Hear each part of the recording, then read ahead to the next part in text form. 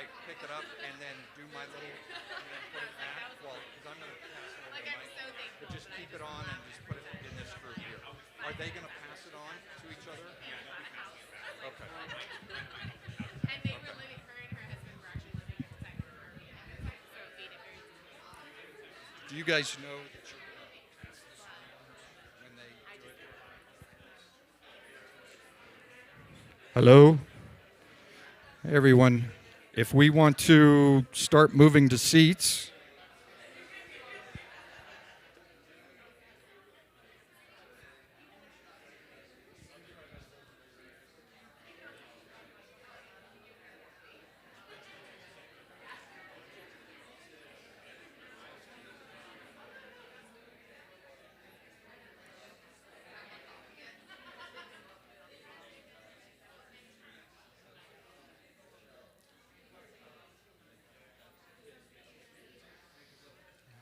You guys ready?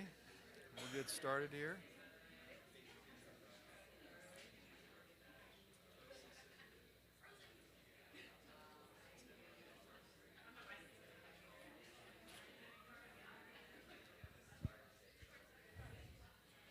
All right. I think we'll get started here. Welcome, everybody. My name is David Carroll, and I'm the Executive Director for the Greater Englewood Chamber of Commerce. And I want to welcome you here to this month's Thought Co-op. If you haven't been to one of our Thought Co-ops before, it's a monthly presentation that the Chamber puts together that really focuses on economic development, workforce growth, and transportation. So if those are topics that you want to continue having the conversation with us, I would encourage you to look at our Facebook, our Instagram. We have an email list, and we have a calendar of events on our website. So whatever your preferred method of communication is, please join us there, and you'll start to get notifications of events like this. This topic today was really interesting for us because we had heard from two different sectors, primarily our small businesses and our nonprofit sector. And what we were getting out of the conversation in part was that there was maybe a little bit of miscommunication, a little bit of frustration on both sides around this topic. And so we reached out to the folks at Change the Trend. I want to thank them for putting this panel together today to start to have a conversation. We realize this will be the beginning of many conversations around this topic, but there are a lot of resources for, I think, everybody out there. And so we just wanted to begin to talk about it and see where this goes. So with that, I'm going to pass it over to Mike, and he has his own headset, and I'll just give this back to the panelists. Thank you very much. Thank you, David. Welcome, everybody. We are deeply grateful for all of your participation this morning. In person, I know we have a pretty strong contingency also watching online, joining us digitally, so thank you all for in-person, online. We're just grateful to be together and to have this type of conversation. And it's honoring to us for you all to demonstrate an interest and to your willingness to come and learn and hear and share your voice in a conversation about homelessness. So very grateful for all of you. The Change the Trend Network is about 3.5 years into kind of an experiment, testing a hypothesis. Do you want me to use? Yeah, you can speak. Thank you. Appreciate it. So the Change the Trend Network, as I was saying, is really birthed out of kind of the hypothesis that there's a lot of, if you read like a book like Robert Putnam's Bowling Alone or other explorations of kind of the state of community in America, you know what we kind of all know intuitively, that a lot of the trends, most of the trends in our society are kind of gravitating towards increased polarization, division, and tribalism. And Change the Trend is really birthed out of kind of the hypothesis that social need can actually be met in a holistic way when a diverse group of people come together and just commit to looking beyond their differences and majoring in their shared values of addressing a specific need. And so the panel this morning is kind of a microcosm of that diverse community. Some of the folks that are here this morning are participants in our network. We're about 3.5 years into an experiment to see if this type of collaborative work can be successful in addressing an issue like homelessness in the Tri-Cities region, the Englewood, Littleton, Sheridan region. And I'm happy to report that the experiment's going pretty well so far. I would say that our community is more well-positioned right now than it's ever been to really see some significant impact happen in terms of addressing homelessness. We'll get into some of those specifics as the morning progresses. But I, being able to facilitate the network, have been deeply grateful for folks like this who have come together and just sought to bring the areas of expertise, the assets that they have to the table to be able to more comprehensively address the issue. So this morning, we're grateful to the Chamber for the partnership in putting an event like this together. This morning, we want to create some space just to hopefully have the outcome of a greater level of awareness amongst all of the attendees of the multidimensional nature of homelessness as kind of a community issue that's felt by the entirety of the community in different ways, different legitimate ways. The second desired outcome is increased trust between the business community, the service provider community, and the homeless community itself. If we can leave trusting each other a little bit more, that'd be a success this morning. And then also just to create opportunities for networking, opportunities to get to know each other. There are a lot of folks who are doing really incredible work here this morning. So afterwards, we're going to make sure we create space to just form relationships, get to know each other, exchange business cards and names and contact information. Before we jump into the panel, I do want to give a special thank you to the South Metro Community Foundation, Susan Thornton, who's championing that. The South Metro Community Foundation is our financial sponsor. They're covering the burritos and coffee this morning, and we're just grateful to have you all as partners on this event as well. The foundation has been working for a number of months on how to be involved in homelessness, and one of the projects that they've identified that they want to be involved in is around this concept of a navigation center, which is a nationwide best practice to have in any region.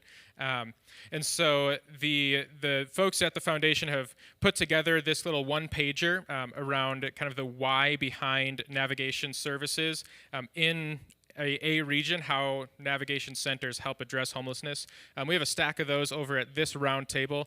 Please feel free to grab one of those and read up on that particular service and why it's important. So with that, I'm going to introduce our panelists.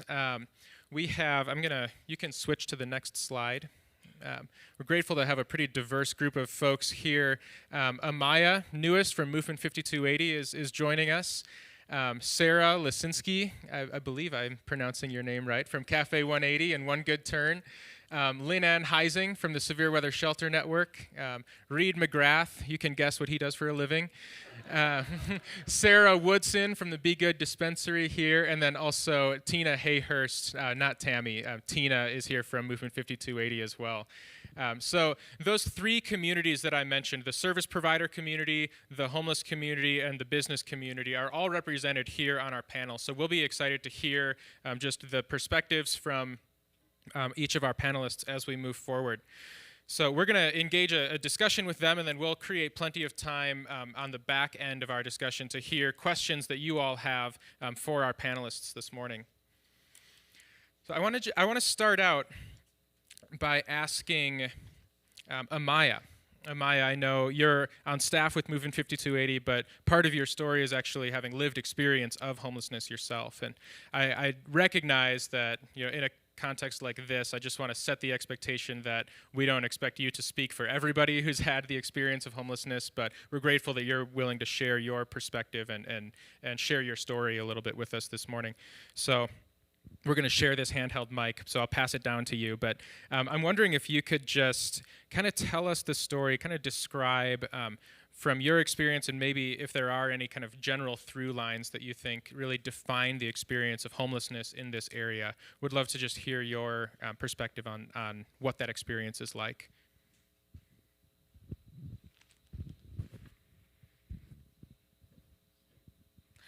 Yes, so for me, I was homeless about 9 years ago. And for me, it was aging out of the foster care system, which a lot of the youth that we come across at Movement 5280 have similar experiences. Some of them, I was even in some of those treatment centers and foster homes with, and they're still experiencing that homelessness. And so I feel like that's one of the big issues. Other things that I've learned with working with Movement 5280 is, and from being homeless myself, is just the judgments. It's really hard to get people to still see you as a human being who has lived a life and has needs and things like that. And so it's, sorry. It's very hard to be out there on the streets and to not become hardened and to not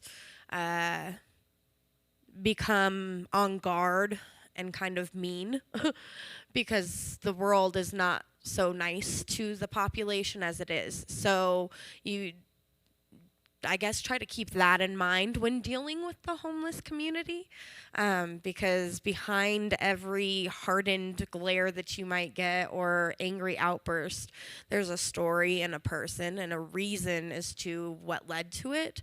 And some of the hardest things is to be able to see your own worth and feel like you can succeed and do better for yourself when people aren't giving you that compassion and they're treating you as you're less than. And so if you're going through that for years, then it's going to be really hard for you to want to accept the help when it is there and to let your guard down enough to trust other individuals to help you. And some of the biggest struggles that we deal with while being on the streets is having to be on guard because you've got to protect yourself and you can't be anywhere.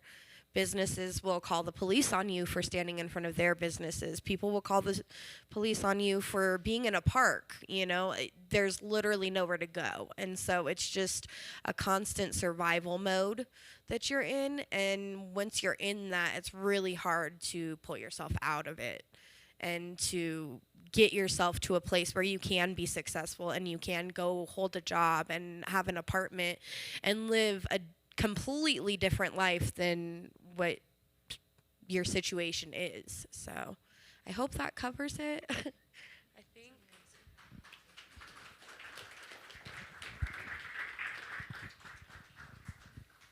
Thank you, Amaya. I think a couple of the things I heard in that is just this struggle of constantly living in survival mode. You know, the humans weren't built to live in survival mode, and that's a lot of our neighbors who are experiencing homelessness find themselves in that state of being more often than is healthy. And then also just this comment you mentioned is sticking with me around not having a space to be where you're not necessarily like breaking a rule in just occupying that space.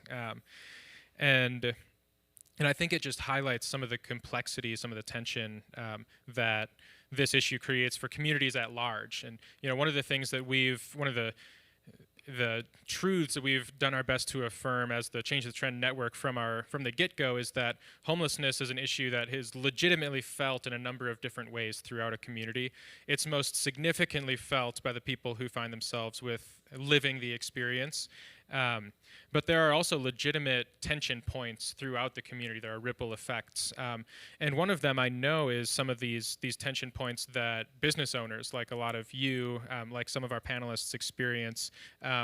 As to Amaya's point, there's a desire to engage with the human side of homelessness and engage compassionately, while also just the trickiness of navigating how to go about doing business and navigate this issue. So I wonder if a couple of the business owners who are on the panel could share, just from your perspective, what some of the primary tension points you experience as it relates to kind of doing business in the community as it relates to homelessness, if you could share.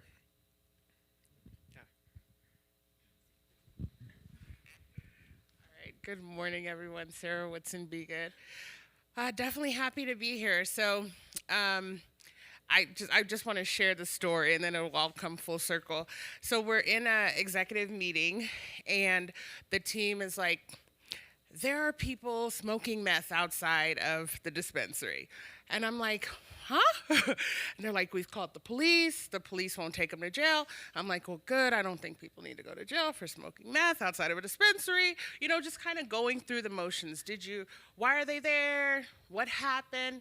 So eventually it comes down to our location right here in Englewood is just in a space where homeless people hang out. But then on top of that, Movement 5280 is there, and they're there to help homeless people and provide them with the wraparound services that they need. So when I found that out, I'm like, well, let's just talk to, Movement 5280. And so the guys, because it's mostly guys, they're like, we've talked to them. If you can't get these people out here, and I'm like, okay, well, stop calling them these people. Like, they're people, they're homeless. And my work that I also do with NAACP, we deal with, we like to call them unhoused. So I'm like, okay, I'm gonna call up Movement 5280, we're gonna talk. And, we went through multiple calls and we figured out ways that we could collaborate.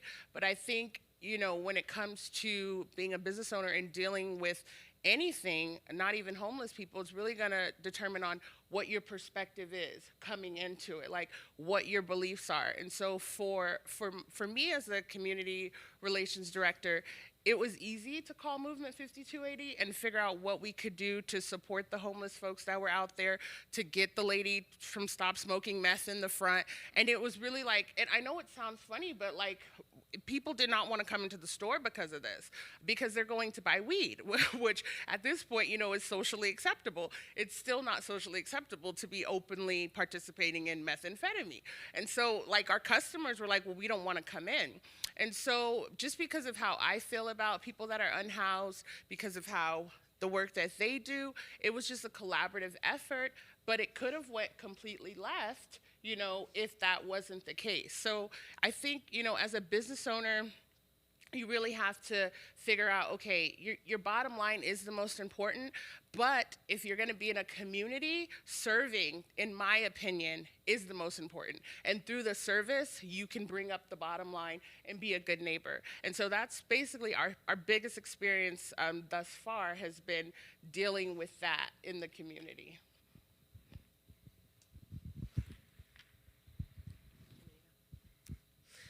Hi. For those of you that don't know what Cafe 180 is, we're a pay what you can restaurant. So we serve all people regardless of their ability to pay. So people can come in and pay a donation for their meal. If they can't afford to pay a donation, they can work in exchange for their meal. This year, of course, has looked really different. We've given away a lot of free meals due to COVID. But because our model is like that, yes, we are a small business, but we also have a model that allows people to come in who are experiencing homelessness. And so I'm always talking to our staff and our board about this fine line that we run of trying to run a business where people want to come in and pay $12 for their meal and then also sit next to someone who may be experiencing homelessness or also smoking meth in the back of our restaurant. So we definitely have this back and forth of where is our line and where do we say this is fine, this is not fine. And yesterday, our manager called me and was like, hey, someone's outside, they're putting our potted plants on top of the tables, they're, what, do we just kind of let it play out, or do we go out? Do we call the police? Where is that line? So anyways, all of that to say that I feel like I'm always saying there's a fine line and we aren't always sure where it is. But they're like, this is super helpful. Great leadership. So we've been open for almost 11 years. We've seen a large influx, I would say, of people experiencing homelessness in Englewood. When we first started, we definitely were serving people who were lower income, unemployed, underemployed, and now I feel like probably 80% of the people we have coming in are unhoused. And so that's another definite like change for us that Englewood is experiencing, and we really want to be educated in. I would say that at the crux and foundation of all of that, what we're realizing is that our relationships with people change the way that they treat and act at Cafe 180. And so I think in a day that's really hard, and it's been a lot of years since I've been the manager at Cafe 180, and so it's really easy for me to say, like, be patient, it'd be sweet, as I'm there for like 5 minutes, and I'm like, okay, I'm gonna go. But our sweet staff, like, to know their names and to have a relationship changes the way that they treat our restaurant. And so I think that that's been our biggest takeaway of COVID has made that really difficult, and we've seen changes because of that. When people are just coming to receive a meal and don't have a face connection and don't know, we're not asking names and we're just saying like, here's a box, see ya. We're noticing people throwing boxes around our restaurant for whatever reason, or just things like that, that like in a normal world, we would be able to go out and say like, hey, so-and-so, like, you know that that's not how we act at Cafe 180, and if it is, then we are just gonna ask you probably not to come back for a while. Or so anyways, all that to say that those relationships, I think, being built for us has been a huge change, to call someone by name and look them in the eyes. So I would say that that's our big tension. I don't know what the word is. Like, it's helping the tension. Yeah, thank you both for sharing. I think I can just highlight a couple kind of dual realities that I think define some of the tension that we experience. Is, to Amaya's point, neighbors who are experiencing homelessness don't necessarily have a space that where they can occupy, where they're not a nuisance, where they're not breaking some type of rule by being there. And we can name that and affirm that. And I think that a mature engagement with this issue can create space for the legitimacy of some of the tension points that the business owners named as well. And we can, as a community, affirm both of those realities simultaneously and seek to try to bring resolution to both of them at the same time. One of the things that both of you shared was really this question about when and whether it's appropriate to engage law enforcement, and kind of this understandable hesitancy and that I've felt personally in the past, that if somebody is if causing a disruption, I don't want to get them in trouble, but I also need the situation to be resolved. And so I think there is, and I don't know if anybody can relate here, there's sometimes a hesitancy of, do I call the police? Will that make this person's situation worse to be involved, to be further justice involved? But also, if I don't call the police, how do I get the situation that I find myself in resolved? And so I think that's an understandable hesitancy and tension point. And Reed, I want to ask you, I think in Englewood, we're really blessed to have a police department that's taken a lot of proactive steps to more constructively and productively engage those situations. And actually, Change the Trend was birthed in part out of this desire from the police department to actually kind of navigate that same tension, because officers, when they were showing up on some of those calls, were recognizing, well, we don't have any constructive way to engage either, other than asking folks to move on. And so, Reed, would you be willing to share about some of the steps that Englewood PD has taken to more productively engage homelessness? Sorry, I have to stand up because I just need to see people. There's this whole thing here, and it's just easier to converse for me to move around a little bit. So Chief Collins, John Collins, who's our police chief and has been for a number of years, said we can't arrest our way out of this problem, probably 4 years ago or so. And we didn't know how true that was going to be, because with COVID, our jails have essentially shut down. So we are minus a huge resource to deal with some of the people who really do, in fact, need to go to jail, because sometimes the jail is a good thing. It's good to get them sobered up. It's good to get them out of a certain situation.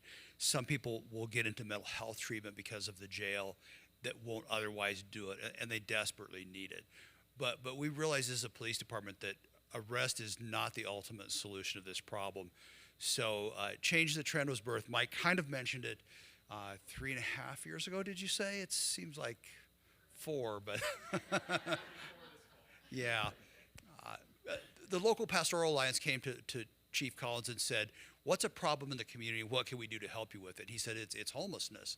And at that time, it was much, much smaller than it is now. It was definitely here. It's always been here. I've been here since 1992, and I worked at another agency before that in the core urban city in Denver, and it's definitely an issue.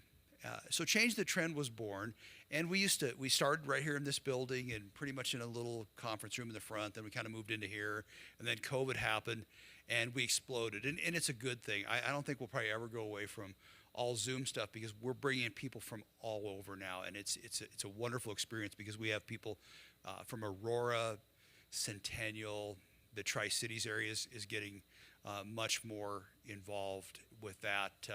We've seen some definite steps from Littleton to step on board and say, let's work together on this issue. Change the Trend is awesome because it covers such a broad spectrum of providers. Many people in the room have been to those meetings, are associated with it, or in some way helping. But we run the gamut from Tri-County Health Department being actively involved in it to this church here has a little bit of involvement in it at times, and everything in between. So for those of you in the room that are involved and have helped us with that, thank you. We definitely need everybody's voice. So that was a huge step forward in how do we deal with this issue? How do we resource people? How do we help people? And Change the Trend came along at the perfect time and was really in strong place with COVID coming to really address these issues. And we also kind of jumped into a few other issues of what about people who are at risk of being homeless? We're generally talking today about people who are street homeless, for lack of better terms. They're unhoused on the street. We have any number of housed people who also are at high risk or by some definition could be considered homeless. They're couch surfing. They're like my street, 3 houses in a row, have people living there, multiple generations in some of them, 2 generations in my home, due to like a medical issue that puts my daughter at risk potentially. But fortunately, she has those resources. She's not like some people who time out of foster care and now what? That's the worst possible scenario there is to take an 18-year-old and say, nope, you're out and good luck. So there's a lot of things being done to address that, but there's never enough being done. We came into police reform after the death of George Floyd, and we were already actively doing pretty much everything that was coming down through the system. And we're not going to talk much about that, but this body cam came out of that, but we had already done that. Our council had already approved this, budgeted for it, and they were already ordered when all this came down. But a significant thing that came down out of police reform was the hiring of a case manager. So Brittany Golden is here. She's our case manager. Before Brittany, we started the co-responder program because we realized the need for mental health services for the homeless and other people in the community. So the co-responder program is a licensed clinician. The 2 that we have are licensed professional counselors, but it's also open to licensed clinical social workers or somebody who's a psychologist with a license to practice is open for that position. They ride with our officers. They go out on calls. They interact with people. They provide resources. They get people into higher level of resources.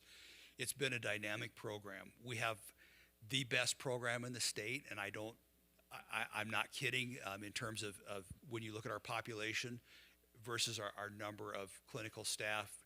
Brittany, 2 co-responders, we are really at the top of the game, and they're the very, very best people that we had. We were able to select our co-responders specifically, and they wanted to work here because they love what's happening in this community. So we got very, very blessed to have just some great people doing that. So the co-responders address the homeless issue. Our case manager, she's all into this. We got her on board in January. She started part-time, and since that time, she's identified 137 unique individuals experiencing homelessness in the city of Englewood. So, and that number grows every day, if not every couple days, as she encounters more people. Not all those people necessarily live here, but they are here. They're justice involved, or their service provider involved. Brittany spent some time at Giving Heart, one of our Change the Trend partners. She there and at the police department. This doesn't happen very much, but in other areas. But we have people coming into the police department who are homeless, looking for resources and doing what's called a VI SPDAT, which is a tool that is used to get people housed. It's basically comes out of federal funding. I'm not going to explain all the details because many people can do it better than I can. But Brittany does that, and she's done 31 VI SPDATs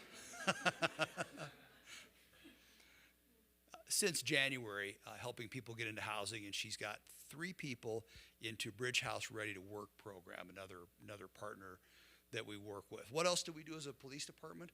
We respond to calls for services from businesses. If in doubt, call us. We screen calls. It's kind of like going to the emergency room. If you go in there and you're like, I cut myself here, you might get right in because there's nothing going on, or they might say, we've got a lot of other stuff going on. So feel free to call us when you think it's appropriate, because we do have these levels of resources to help people. Is it always best to? Absolutely not. Our partners do a phenomenal job of working with their people to avoid it. So when we get called to one of these organizations, we know that they've exhausted every resource, done everything they could to help people, and we're the absolute last resort for it. So do that. We do some other things too. As we speak today, we have some officers out doing some selective enforcement, and they're targeting a number of different things, but we're working on some of the homeless issues. Basically, our stance with the homeless is we don't tolerate criminal behavior. You know, that's just the bottom line. The drinking in public, things like that are going to most likely result in a summons, a visit to the court. We've got a new program at the court.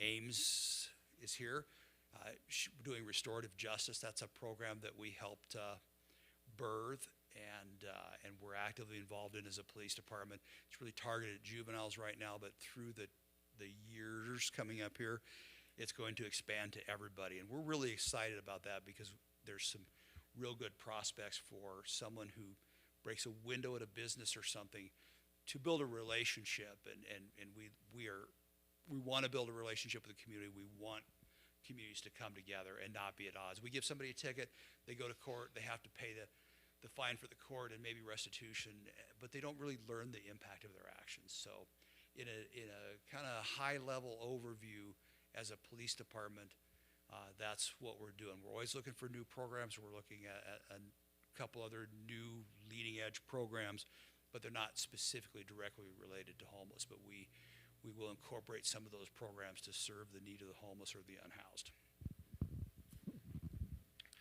Thank you, Reed. Let me tell one quick story before I ask the last few questions. A couple of years ago, it was probably maybe 2 years ago, before the pandemic, I was in my office at our old building at Wellspring, and I think it was a Tuesday afternoon, and a gentleman came in who we knew. He was experiencing homelessness, came in, and I just started chatting with him, and he didn't realize he had gotten the days mixed up, and when he realized it was Tuesday, he realized that on Monday he had an appointment to sign a lease on an apartment. And he came to the realization that afternoon that he had missed that appointment to get his apartment. And when he realized that, he broke. He started freaking out, understandably. But his mental health, something was triggered for him, and he just started freaking out. I felt for him, but I also quickly discerned that the situation was escalating to a point that was beyond my skill set to engage. And so I was faced with one of those situations of, I don't want to get this guy in trouble because I understand why he's upset, but I also, this needs to be resolved. And so I knew that the co-responder program existed, and so I called for a wellness check and an officer came along with one of the co-responders, and the co-responder was able to engage this gentleman, use their skill set to calm him down, transport him to All Health Network's crisis center, where he spent the night. And then I saw him the next weekend, and he said, I spent the night at the crisis center, and then a case manager drove me up, got me connected with my apartment, and I signed the lease, and I moved in at the end of this past week. And so it was just a story for me of, that tension point. I don't want to get this guy in trouble. I ended up making the call. Not only did the immediate situation get resolved, but the gentleman got connected with housing. And so it was just an affirmation of the success and the effectiveness of a program like the co-responder program. I want to ask the service providers present this morning, as you go about running organizations that exist to serve the needs of people experiencing poverty and homelessness, what are some of the defining characteristics of a community at large that makes it easy to do the work that you do to serve the vulnerable?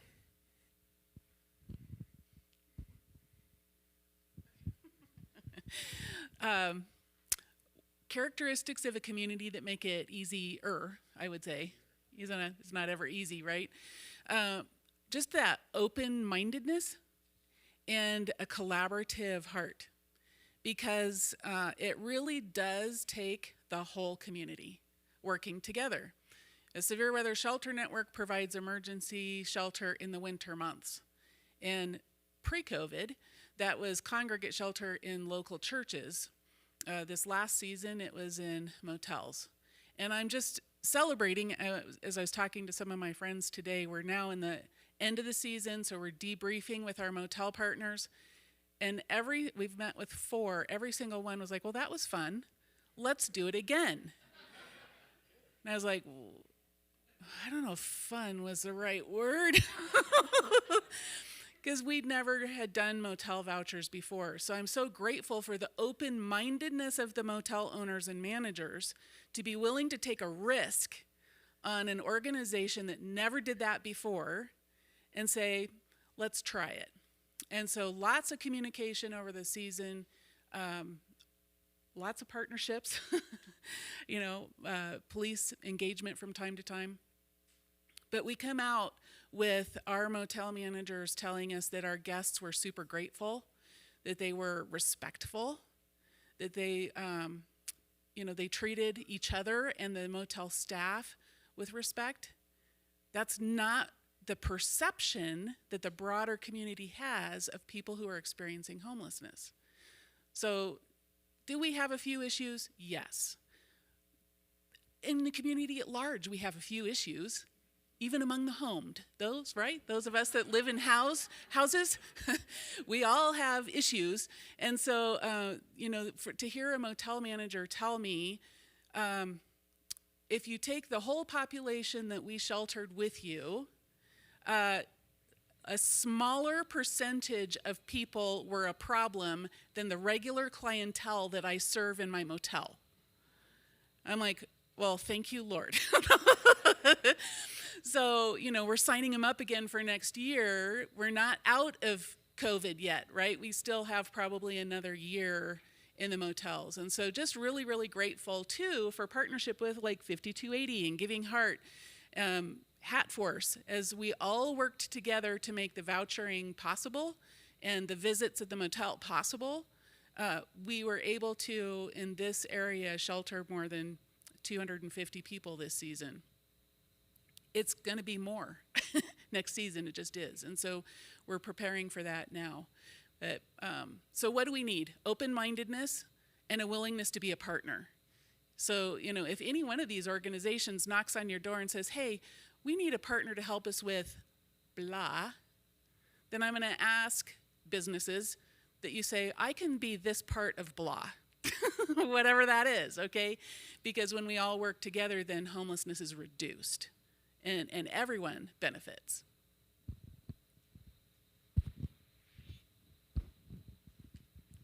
Hi, my name is Tina, and I direct Movement 5280. And so I just want to say I believe also just collaboration and really being a true community. And I look at Sarah right here, and we're becoming friends, but we could have met each other with defensiveness in our first meeting, because I could have been like, what the heck are you complaining about people being in our or near our facility? And she could have been very defensive to us, rightly so. And so I just believe us beginning communication builds relational trust, and that we can begin to have conversation and put each other in the other person's shoes.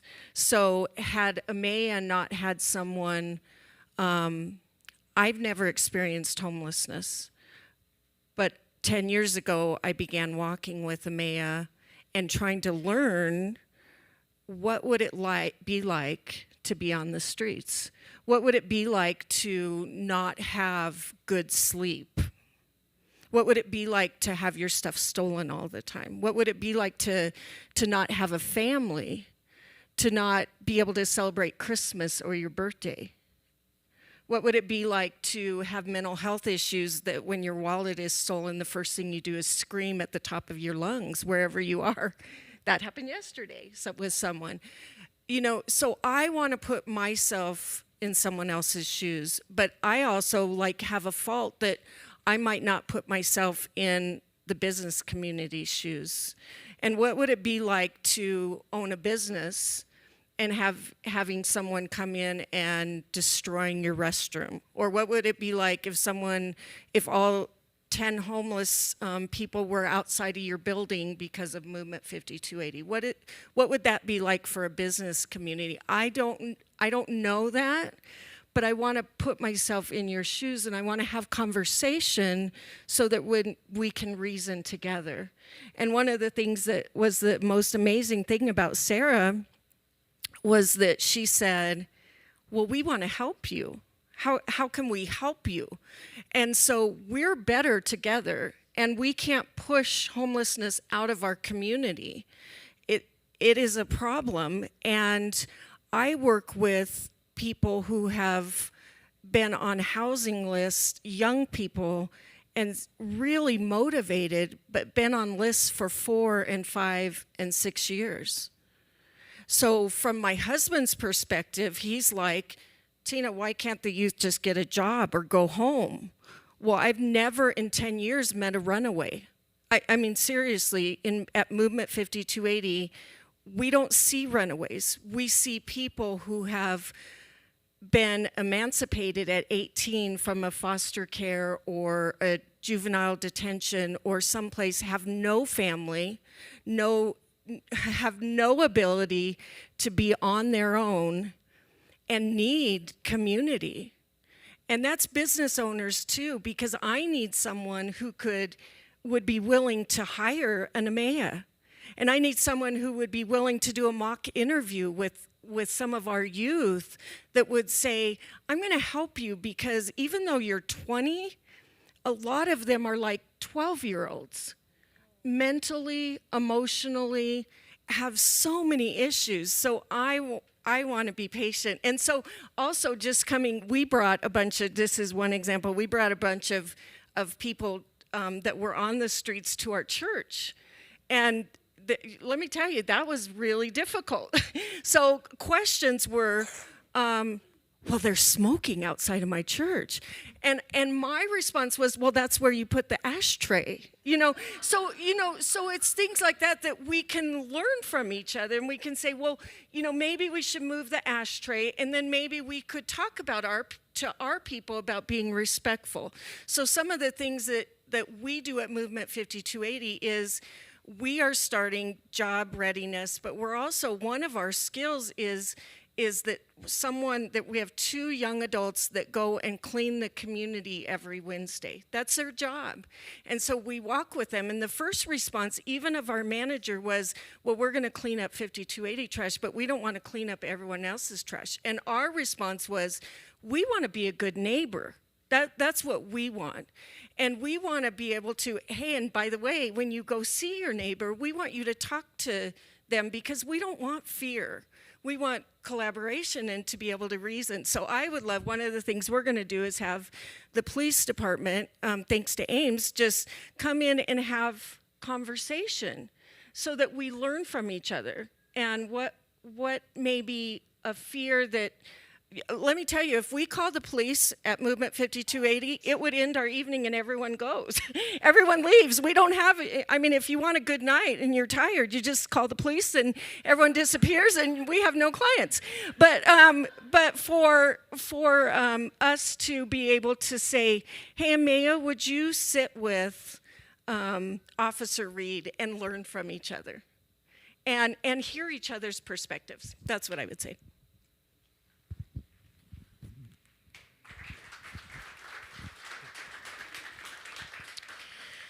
Thank you all. I have 3 more questions. One, it's actually the same question posed to the 3 communities that are represented on the panel. First, for Amaya, what do you or what do your friends who are still experiencing homelessness, what do you need from the service provider community and from the business community?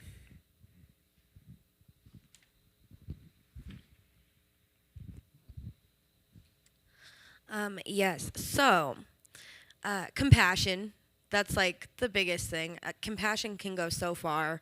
That's what changed my life, was the fact that when I walked into Movement 5280, the people there had compassion. They didn't judge me. They wanted to know sincerely, how did you get to this point? What led to this?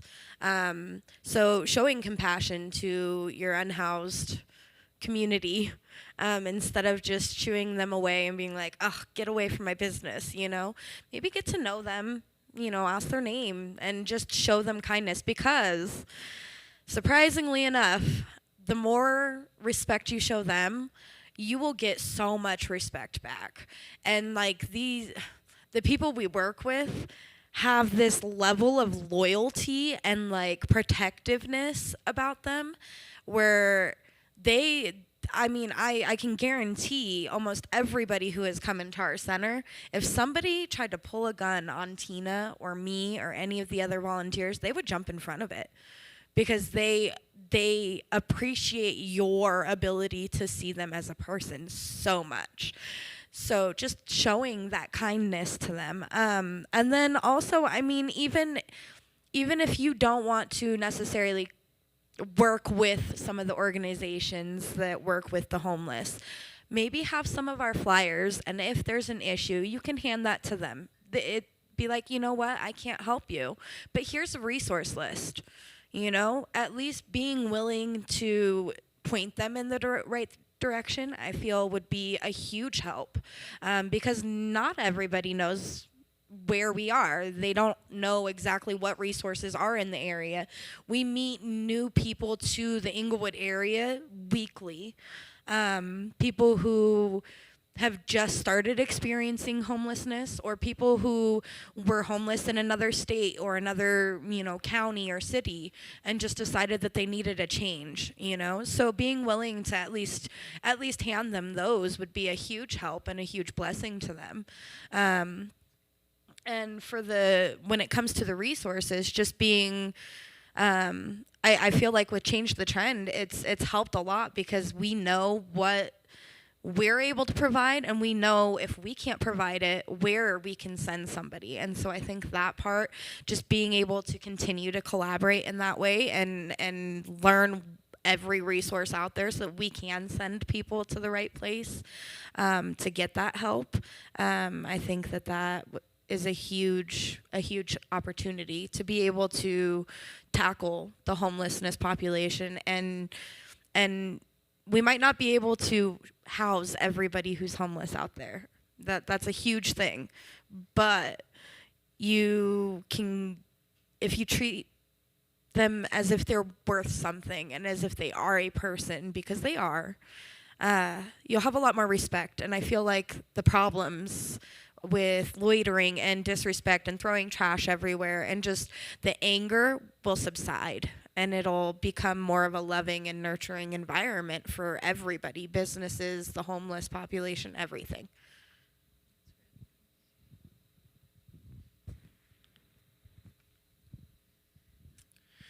Thanks, Amaya.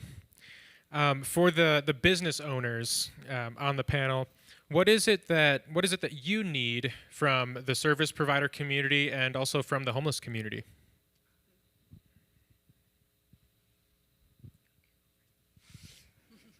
Same order. So, what do we need from the service provider community? I think really ways on how we can collaborate, what we can do to help. We're called Be Good, and our ownership takes that very seriously. Being a good neighbor, having good product, being good, so that's a part of our foundation. And I think that's an easy one because if you want to help with homelessness, you find out who's doing the work and you go help. It's really not that complicated. It really isn't. But the need from the business community, though, that one is more important because that one is about really showing some empathy, some compassion, putting yourself in other people's situations. I'm not going to call anybody out, but we have people in our building that are like, we don't like homeless people. We don't want them there. We don't want to deal with them. Well, when you do that, you're not operating in a collaborative way. You're not operating in community because now you have one person in the space that's now bearing the weight that we should all be sharing together. So the business community really just, like we've been saying, having the compassion, having the empathy, figuring out what you can do to help. When you die, you can't take all your money with you to the grave. So seriously, help people because that's really what it's all about. What's the point of being here if you can't help folks out when they need help? So that's what the ask would be on business community.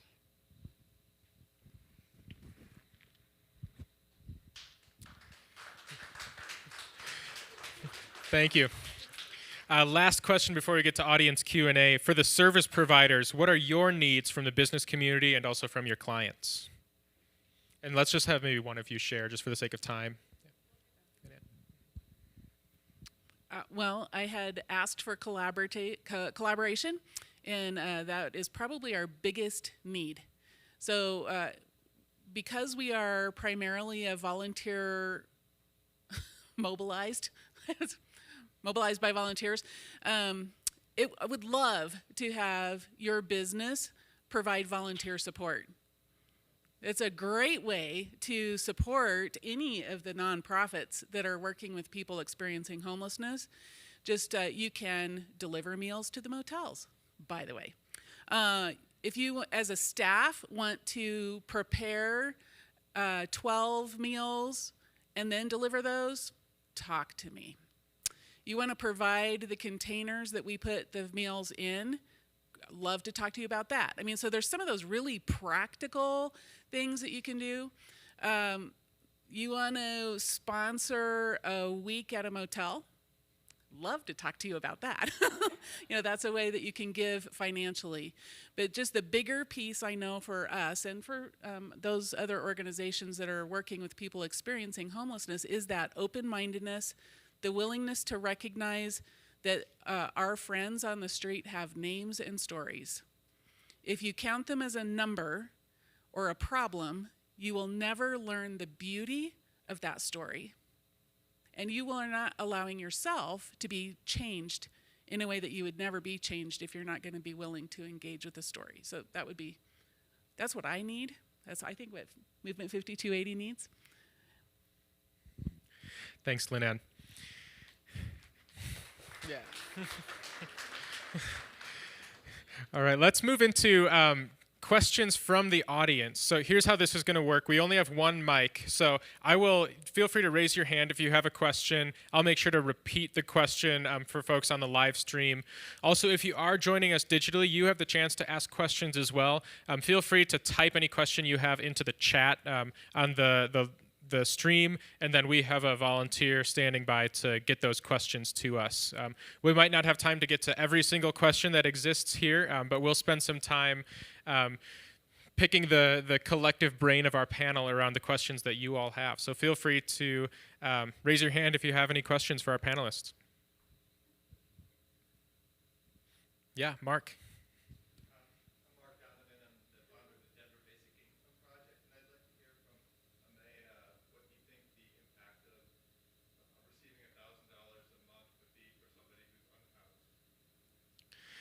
So the question comes from Mark, who's heading up the Denver Basic Income Project, and the question is for Amaya, what the impact she imagines of $1,000 a month would be for some of her friends.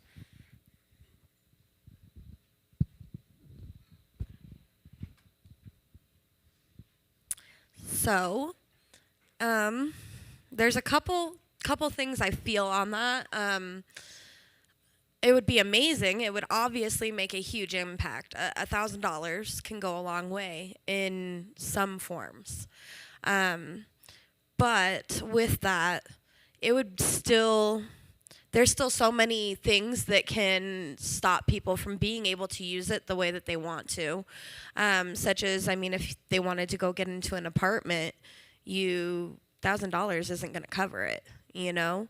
That doesn't cover 1 month's rent in a 1-bedroom apartment anywhere here in Denver or Englewood, you know? So then you're looking at like weekly motels, and once you've paid for that, there's nothing left. So you have shelter. And so it helps, you know, it helps the then and now, the right now. And so that can help with some of that survival instinct not needing to be there as like full force. But what happens when that money's gone? You know, because of being in survival mode, it makes it very hard to, I guess, find a proper way to use that, if that makes sense. We would hope that could be used for housing and to help people get a spot so that they can then go apply for a job and have an address to use and, you know, all that good stuff. But it doesn't cover a deposit. It doesn't cover utilities. It doesn't cover food for the month. It doesn't cover anything else. And so chances, unfortunately, of that money being used in a responsible manner, don't foresee it happening because it's just not enough, if that makes sense.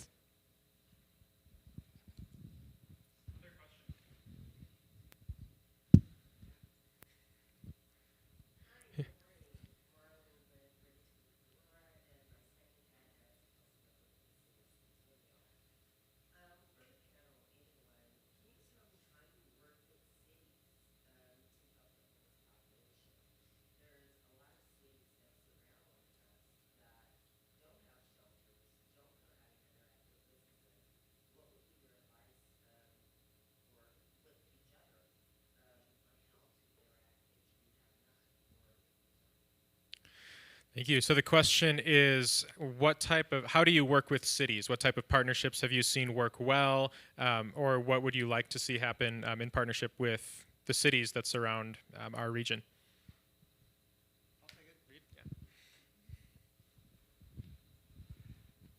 Come to change the trend. Hi.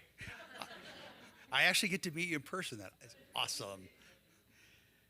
Change the trend has really morphed. I mentioned we have people from Aurora there. I think I forgot to mention Centennial recently jumping on board. The Tri-Cities group that's active in policy wise at the city council level. There's a couple of people here involved in that. The mayor of Sheridan is here. Tara Biter Flora, I probably messed that up. And Carol Fay from Littleton City Council's here. So there's definitely a movement and an interest.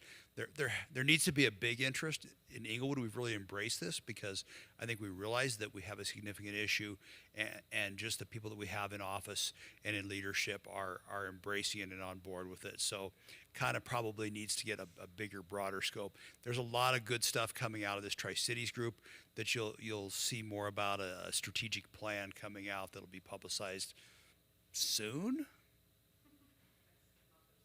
Next month or so. So just make some phone calls, reach out. I love to bridge people together, so you can always reach out to me. You can easily find me on the City of Englewood website too, or Mike. And Mike has done a phenomenal job. This is part of his responsibility. But if it wasn't for Mike, Change the Trend would not be what it is. He's a phenomenal leader and just a very, very articulate person. So thank you. Other questions? I think we have a few minutes left for Q&A. Yeah.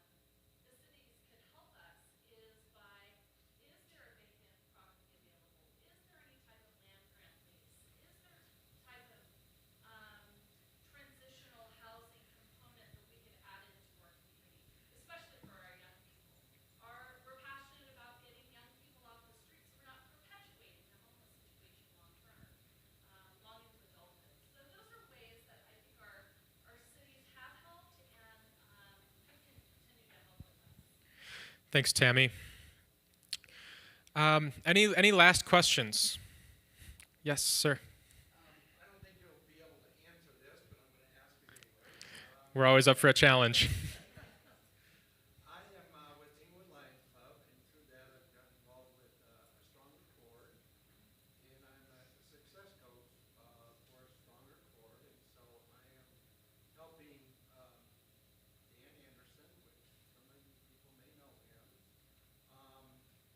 and I'm just there helping him right now. I'm helping him get glasses or get his eyes cataract fixed so he can see, and from there I need to get him into housing.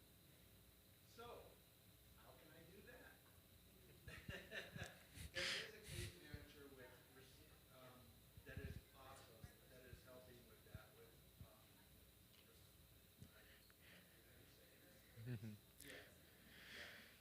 So the question, and forgive me, I think if we talk offline about the specifics of the individual you named, and maybe if we generalize the question a little bit about, when we're working one-on-one with folks, what are some of the best first steps towards housing? Like, how do we get somebody housed that we're helping?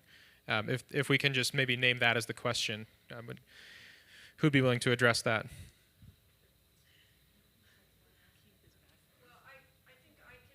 Yeah.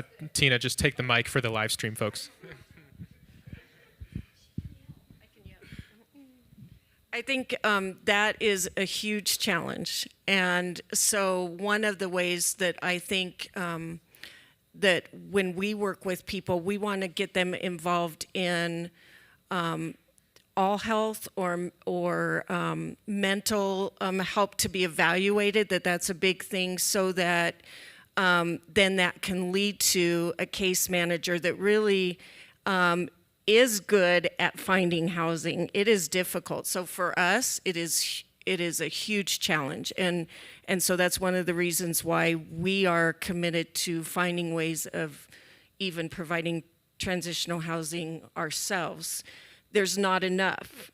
But I think for us to be able to get someone to housing, a lot of times it is the mental health piece to then begin the process of resources, and one big one would be the housing.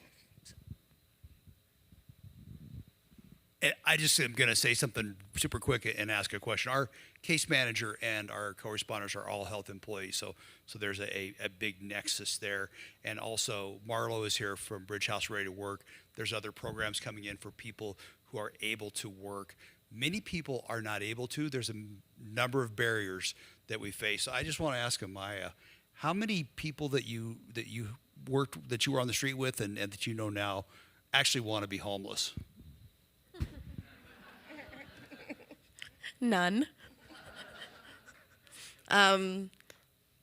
I mean, I don't know about you guys, but I don't just wake up one day and say, you know what, I'm going to be homeless. Or I'm going to be homeless and have a drug addiction. Usually, there's steps that have led to that, unfortunately. And so I feel like it's definitely something that everybody's just kind of been thrown into, depending on what situations and what circumstances they were faced with life. So.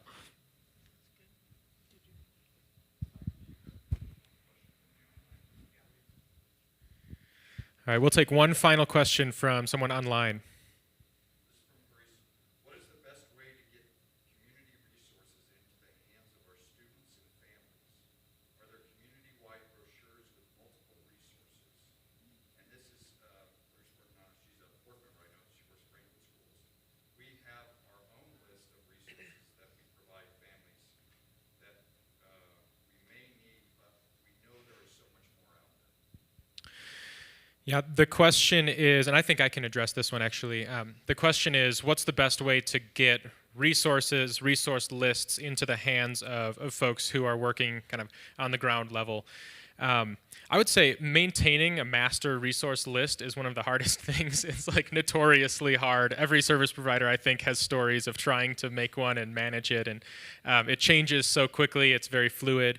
There have been a number of successful initiatives in this area. The city of Englewood, actually, the assistant city manager, Tim Dodd, who's not here this morning, but part of his scope of work is actually helping coordinate some of the city's response to homelessness. He's developed with his staff actually a brochure that doesn't name every resource available, but really names some of the hard hitter, most commonly used resources in the area. We don't have copies of that brochure, but I know a couple of the panelists mentioned the opportunity to maybe, if you're a business owner, maybe just keep flyers, keep some of those pamphlets, at your front desk, so you have something to give that is productive if and when somebody experiencing homelessness walks through your doors. That's always a good resource. The city's done a great job of maintaining that, and they're pretty well produced as well. We also have a couple of I see the McKinney-Vento liaisons for the schools in attendance this morning, and those folks, those positions within the school districts are created to help bridge those gaps for students in particular who are experiencing homelessness. So they'd be a great resource to reach out to as well, specifically related to students who are experiencing homelessness. Yeah, one last question. Yeah.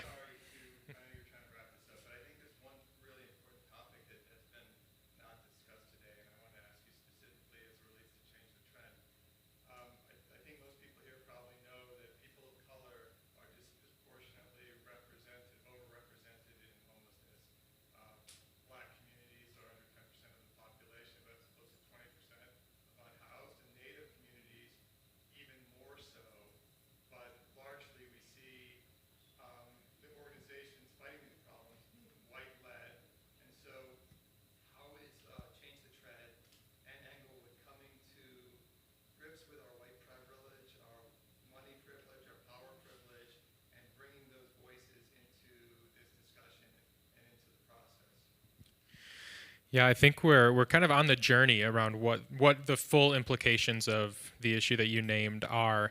The Metro Denver Homeless Initiative did a great job in their recent State of Homelessness report for the Denver Metro at large of highlighting that specific issue of the disproportionate amount of people of color who are impacted by homelessness.